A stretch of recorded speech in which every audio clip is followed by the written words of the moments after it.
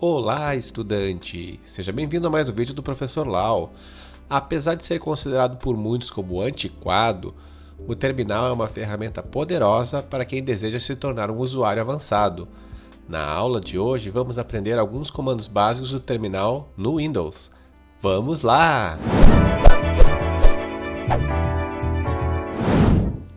Então vamos dar início à nossa aula com alguns comandos básicos de terminal no Windows. Para isso nós vamos abrir o terminal, digitar CMD no menu iniciar, ou procurar por prompt de comando, ele vai abrir. Outra forma é você vir aqui, por exemplo, na pasta Downloads, você quer abrir o terminal nessa pasta, você vem aqui na barra de endereços e digita CMD. Ele vai abrir o terminal na pasta que você queria. Isso é útil se você precisa executar algum comando terminal em alguma pasta específica. Mas aqui para o nosso exemplo, é suficiente executar dessa pasta aqui mesmo. O primeiro comando que nós vamos aprender é o comando CLS, que significa Clear Screen, que significa limpar a tela. E ele limpa a tela do terminal. Veja que aqui desapareceu o texto. É muito útil quando você tem muitos comandos executados e você quer limpar a tela, né? O próximo comando é o comando ver, de version, versão, que mostra a versão do kernel do Windows. Por isso que aqui, apesar de nós estarmos no Windows 11, ele está mostrando a versão 10. Se você quer ver a versão do Windows, você pode digitar WinVer, que é Windows Version, versão do Windows. Aí ele vai abrir uma janelinha mostrando aqui qual que é o terminal, etc. Terminal não, qual que é a versão do Windows. Muito bem. Se você quiser descobrir qual é o nome do seu usuário, aqui já está claro que o nome do meu usuário está aqui, mas se você quer, você digita Who am I, que significa quem sou eu em inglês, né? Aí ele vai dizer o nome do computador e o nome do usuário. Aqui no caso, esse é o nome do meu computador e esse é o nome do meu usuário. Muito bem, aqui eu posso usar o comando CLS, ó, perceba que ele vai limpar a tela. E o próximo comando é o comando echo, de ecoar, que você pode colocar uma mensagem. Por exemplo, echo olá. E perceba que ele vai mostrar o olá ali, executou o comando. Para que serve ecoar? Ele é mais útil em aplicações, na verdade em arquivos de scripts, né? Seja os .bat ou mais avançados também com o PowerShell, mas o PowerShell não é o foco dessa aula, é o comando básico do terminal do Windows mesmo. Ele serve para mostrar comandos, aliás, mostrar mensagens nos scripts, né? Mas também pode ser usado, né, para mostrar variáveis do sistema. Por exemplo, se eu quiser ver o meu usuário de outra forma, a não ser o Who am I, que a gente acabou de ver, você pode botar % username, que é uma variável do kernel do Windows, né? Ele vai mostrar o nome do meu usuário, Laurence. Muito bem. E também serve o comando echo para você escrever em arquivos. Por exemplo, eu vou escrever aqui echo inscreva-se no canal. E até fica a dica aí, né? E aí você bota o jacarezinho, maior, menor, depende do lado que você está olhando aí, né? É o comando para você colocar isso no arquivo, e eu vou colocar no arquivo professor.lau. Aí ele escreveu a mensagem inscreva-se no canal no arquivo professor Lau. Como é que a gente pode verificar isso? Através do comando dir. Se eu der o comando dir, perceba que aqui eu tenho várias pastas, né? E aqui está o arquivo professor.lau. Vou dar um CLS aqui. E se eu quiser ver o conteúdo de um arquivo, né? Aliás, eu não falei, né? Mas o comando dir significa directory, né? Diretório, né? Ele lista o diretório atual, né? Se eu quiser ver o conteúdo de um arquivo, eu digito o comando type, que é digitar, né? Em inglês. e bota o nome do arquivo. No caso aqui, prof, aí fica uma dica extra. Se você quer completar o que você está digitando, você aperta Tab e o Windows vai tentar completar para ti com o que tiver, né? Se eu digitar só P e tentar apertar Tab, ele vai tentar Pictures, aperta Tab de novo, ele tenta professor.lau. Isso é muito útil para você não ter que digitar todo o comando quando você está tentando manipular com arquivos ou diretórios. Se eu executar esse comando, veja que tem o conteúdo do arquivo professor.lau, inscreva-se no canal. E fica aí mais uma vez a dica, né? Muito bem. Se eu quiser editar o arquivo o arquivo que eu acabei de criar, né? No bloco de notas, eu digito Notepad, que é o bloco de notas, né? E o nome do arquivo, professor.lau. Perceba-se que ele vai abrir aqui o Notepad para você editar. Vamos fechar aqui. Então isso serve para você quiser editar um arquivo que está no terminal com o professor.lau. Se você... Outro comando que você pode executar é o comando md, make directory, criar diretório. E eu crio o diretório, por exemplo, lau. Aí eu criei um diretório chamado lau. Se eu der um dir aqui, perceba que ele tem vários outros diretórios aqui, contatos, etc. E está aqui o meu diretório lau, né? Vamos criar aqui. E como eu criei um diretório, eu posso copiar arquivos para esse diretório. Eu posso fazer isso usando o comando copy. Copiar, né? Aí eu coloco a origem, para onde que eu quero copiar. No caso, eu quero o arquivo professor.lau. E para onde eu quero copiar. Que no caso eu quero para a pasta lau. Aí ele copiou o arquivo lau para a pasta o arquivo professor.lau para a pasta lau. Aí se eu entrar aqui e dar um dir, veja que o arquivo ainda existe. O arquivo está aqui. E o diretório aqui está aqui. Porque o comando de cópia, ele justamente, como o próprio nome diz, ele cria uma cópia do arquivo. Vamos supor que você queira renomear o arquivo. Você coloca o comando rename, que é renomear em inglês, né? Aí professor.lau, eu quero transformar ele em prof.lau. Agora se eu der um dir, perceba que o arquivo aqui se tornou prof.lau.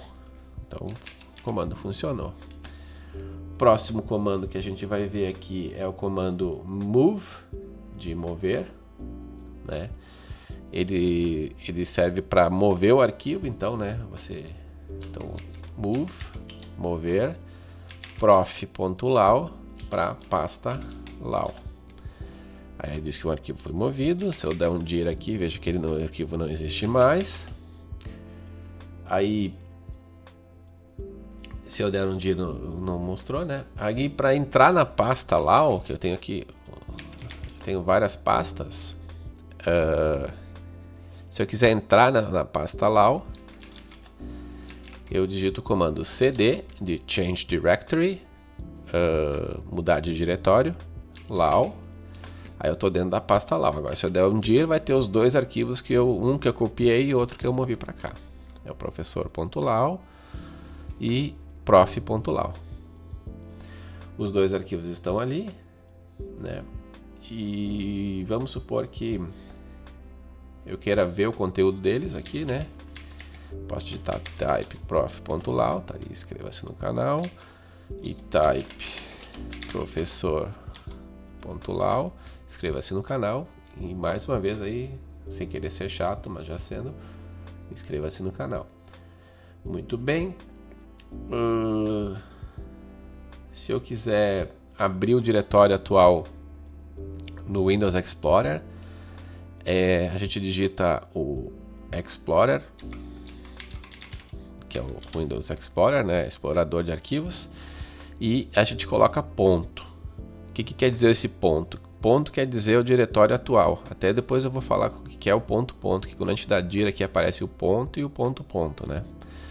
Então o ponto é o diretório atual. Então quer dizer que eu estou dizendo para ele abrir o Windows Explorer no diretório atual. Aí perceba que ele vai abrir aqui, tem os arquivos, né? Se eu quiser manipular ele através do Windows Explorer eu consigo, né? Se eu quiser apagar um arquivo, vamos supor que eu queira apagar o arquivo professor.lau.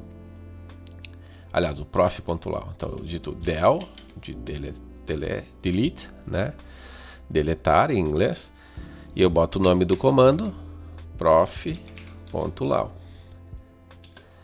Agora, se eu der limpar a tela e dar um dir, veja que só tem o arquivo professor.lau. Muito bem, então a gente consegue deletar arquivos. Como eu disse, o ponto é o diretório atual. Se eu quiser ir para o diretório anterior, é do comando cd, change directory, mudar de diretório, ponto, que eu quero mudar para o diretório anterior.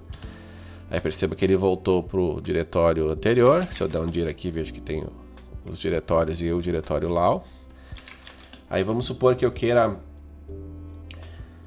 apagar o diretório. Aí tem o comando rd lau, que rd é remove directory, ou remover diretório, né?